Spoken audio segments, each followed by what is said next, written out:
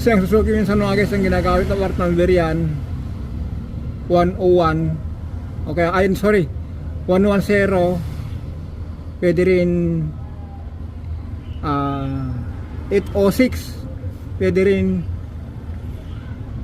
806 saka 110 mga guys. Tignan na lang natin yan kung ano yung number na yan, kasi nasa likod eh. Sana nahulaan natin.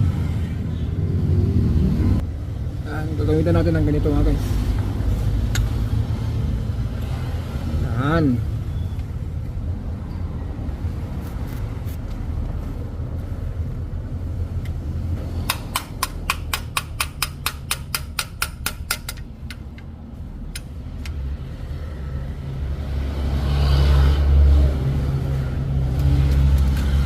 Ay.